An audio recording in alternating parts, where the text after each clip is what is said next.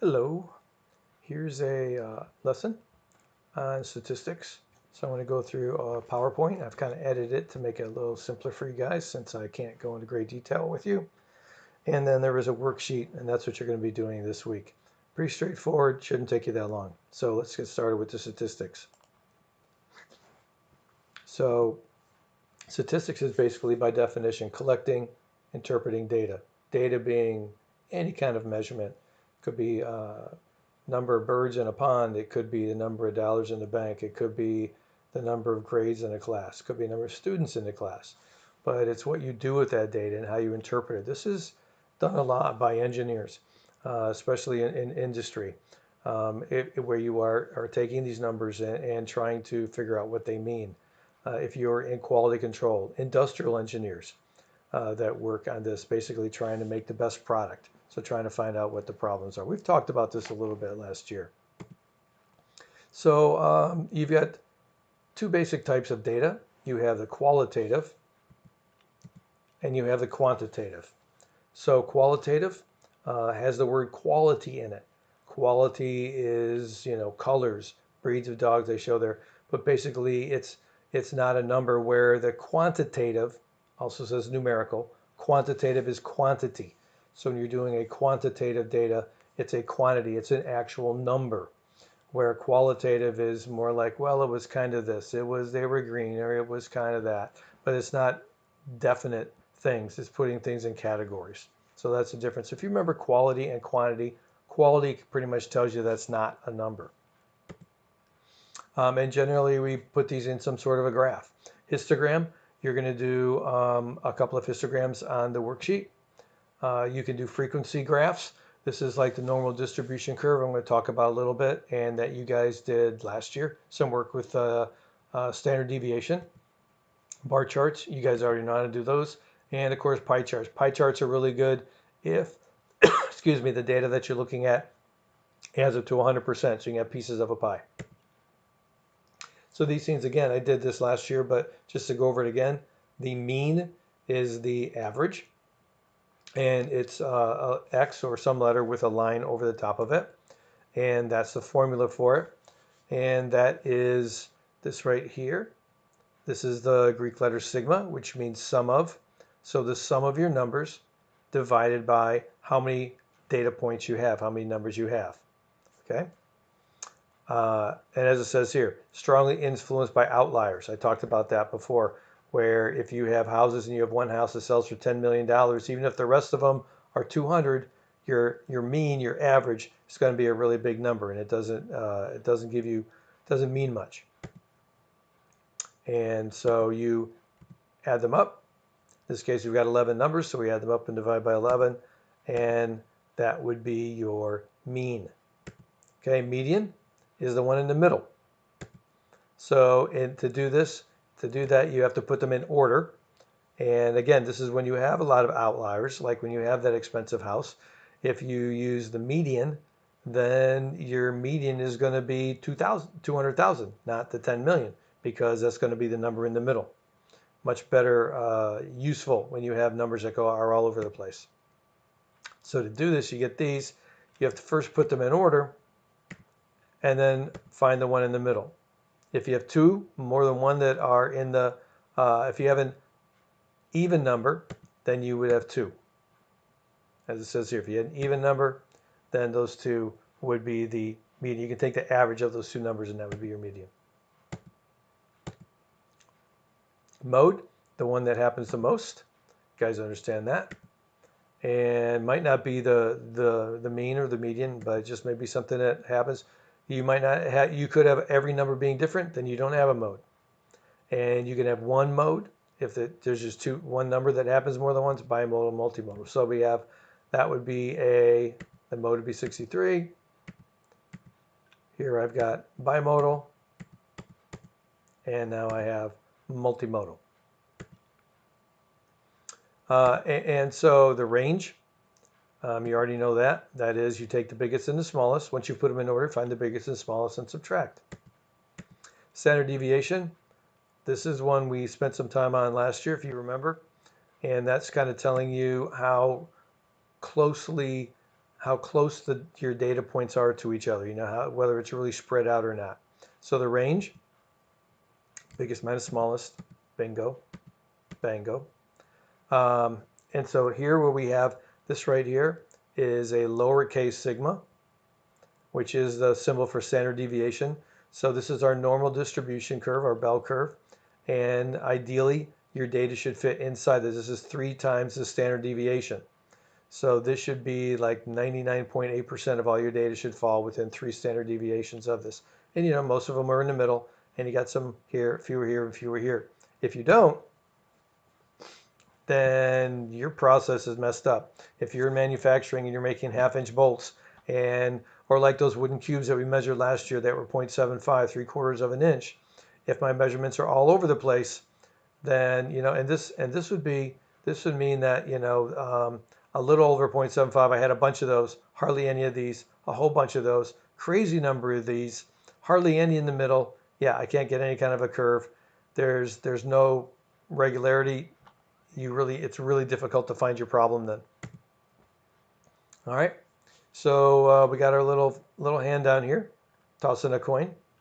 Pretty neat that he can catch it and keep flipping it. So if I toss it 3 times, you're trying to find the frequency. This is closer to what you're going to do in the actual activity. So if I take this, here's my outcomes, and these are the possible combinations you can have, and this is how many times they show up. Okay, so I could toss it 3 times, and I get heads 3 times. Okay, and so this is the frequency of heads. So how many heads do I have here? Boom. Oh, we're going to go through them all. So here I could have heads, heads, tails, heads, tails, heads, tails, heads, heads. Okay, you'll notice that these are on different lines, even though in both cases it's 2 heads and 2 tails, because that is a different possible outcome. Whether I basically here, with this one, my tail came up at the end, here it came up second time, here it was in my first row. So they're all different possible outcomes, and you have to list them that way. And then I have 2 tails, this way, or this way. And then I have just tails. So now if I look at the frequency of heads, I've got 3 heads here. How many here? 2, 2, 1, 1, 1. And how many heads do I have at the end? Ain't got none.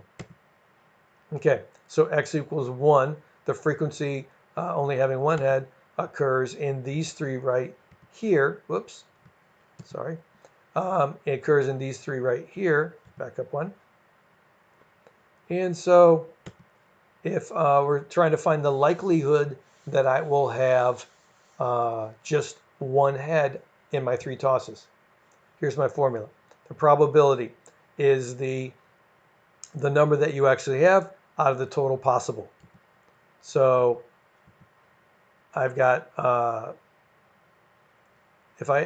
having no heads at all, 1 out of 8, because I only have this one down here, this guy. Of having 1 heads, I've got 3 out of 8. Of having 2 heads, I've got 3 out of 8. And of having all 3 heads, 1 out of 8 chances. So that's my probability. If I toss a coin 3 times, 1 out of 8 chance that I'm going to have 3 heads or 3 tails. But if you're actually looking at if you're just concerned about how many of having, so I'm combining these, so I'm getting 3 out of 8 that I have my 2 heads. I can make a histogram, because this is what you're going to be doing with dice and with coins. So here's my possible outcomes here. So of having 0, I've got 1 chance. That would be this guy. No heads. This would be 1 heads. Okay, 2, and having 3. So I create this histogram. So here's a histogram. They talk about available airplane passenger seats 1 week before departure. Ooh, right now, that would not look like that, would it? Right now, I'm thinking this would be way up here because hardly anybody's flying. But this tells people what are my chances a week before my flight normally that I'm going to be able to get a seat. Well, here's 12%. And if you added, all of these up, 12% chance of having 5 open seats. So that's not too bad, but 12%. So, and it tells the airline how well they have to plan ahead because they want to have no empty seats when that plane takes off. So use that way. Okay, so airline characters. All right, now let's go to the Word document.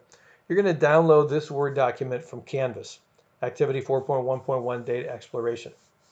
I want to help explain a couple things here so that I don't get a ton of questions, and I think I can make it pretty easy. All right, you get a coin. You can use a penny, a nickel, dime, a quarter, Krugerrand, a peso, whatever you want to use, something that's got a heads and a tails. And so you flip it, and basically, if on my first toss I get a heads, I would put an X there. In fact, let me do this. Let me put all these, because I'm going to re-upload this. So I have a heads here. And let's say I got another heads. And then I got a tails. Okay, I think you get the idea. So you put X's which one you got, and then you total them up down here. And then the relative frequency of the coin landing on heads after 10 trials. Well, that would be however many you get divided by 10. That would be your frequency. Now this one right here, unfortunately we can't do this. Collect the relative frequency data from your entire class. Although maybe we can do this on Teams.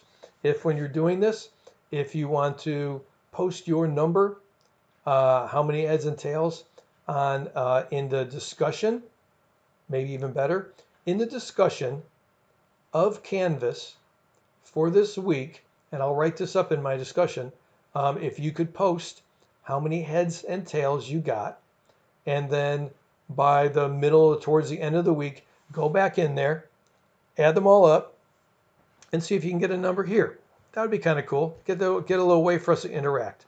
So in that discussions where I write down the lesson, I'm going to, I'll do a summary of this in there to watch the video and so on. If you could, underneath that in the discussion, post what your numbers were. And that'll be kind of cool. If you want to make any other kind of comment, that would be good too. I think it's kind of good that we communicate with each other. And if you only flipped one coin, I think we pretty much can agree it would be 50%. Half, it should be 50%. And so they're saying here, as you have more of them, so you may not have 50% after 10 flips. Chances are you won't. But if we added all of our flips together right here, it should be closer to 50%. So I think that would be fun. So let's try that. I'll make sure to write that up. All right. So this one I need to explain a little bit. So if I have 2 dice, numbered 1 to 6 on each die is a singular of dice. Okay. And so here's the possible numbers I could get if I roll 2 dice. I can't roll a 1 with 2 dice. I can get a 2 through a 12. So to get a, put this in the middle, 2. So to get a 2, how many ways can I roll a 2? I can get a 1 and a 1. That's it. Okay. So frequency, I've only got one possible way of doing that. A 3, I can have a 1 and a 2 with a space, and a 2 and a 1. So my frequency is 2. I'll do one more, and I think you got the idea of this. So I can have 2 and a 2, 1 and a 3, 3 and a 1. All of those will give me 4. So I've got a frequency of. So basically, do the same thing for yours. Fill this out, and then down here, you're going to do a histogram.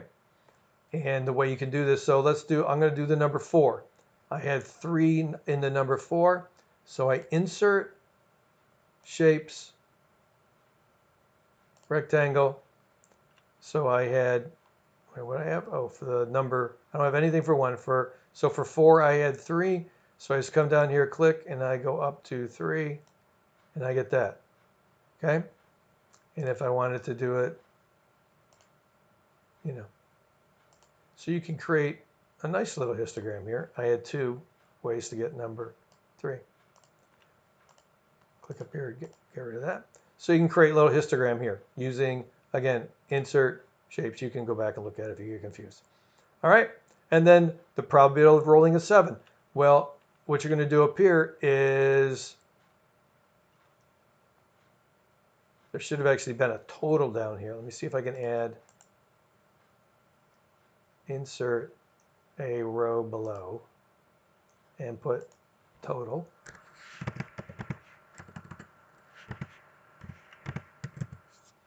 Okay, and so then you'll add all of these up, and that'll give you your total, because that's what you're going to need in order to find these probabilities. Okay, so you'll have your total possible combinations that you can have. Then you're going to roll the die and see how you do. Roll 2 dice 50 times. And you can, if you don't have any dice, not everybody does, if you Google rolling dice, there are a ton of simulators, or dice simulator. Google that. I'm not going to put any links in. I'm going to let you find it. But basically, in trial 1, if I rolled a 2 and a 6, then I would, right here, I would put an X here and an X here. And over here, I would put in the number 8. Okay? So I think you get the idea. You put X's where your what they come up as, because this kind of shows you that I could have had an 8 with a 6 here and a 2 here. And then way down here at the bottom, it has your total. So you have the total of each of those numbers and the total all together. You don't, there's, okay, this total, nothing goes in there. So you're not going to add up all your totals. And then it asks, what's the frequency of rolling what you got? So this is what you got. So you have to kind of keep track of all of that. You're going to have to go through and count how many 7s you got, how many 12s you got, and then how many times you got a 6 on one die. So you just got to add some stuff up here. Were your dice loaded? This is a question a lot of times people don't know what that means.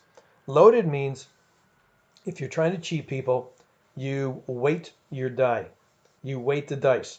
What they used to do is they'd shave the dice. They'd shave part of one side, and so it's not completely square. It's not a perfect cube, so that a different number would come up more often. Because if you play craps in Las Vegas, if you roll a 7 or an 11 on your first roll, you win. So, and if you roll a 2 or a 12, that's craps. You lose. And so they would load them to either to win or to lose sometimes, or they'd switch them out. So you got that. And that's snake eyes is a 1 and a 1. That's craps. And if you get 2 6s, that's boxcars. So a little craps gambling knowledge for you. All right, I think that's pretty much it. So basically, this paper will be on the 411. Ooh, I'm down on the 411. And you download it, fill all in like I've been doing here, re-upload it back up to Canvas. Make sure you post your flipping coin number into the discussion. And hope you guys are having a good week. Thank you.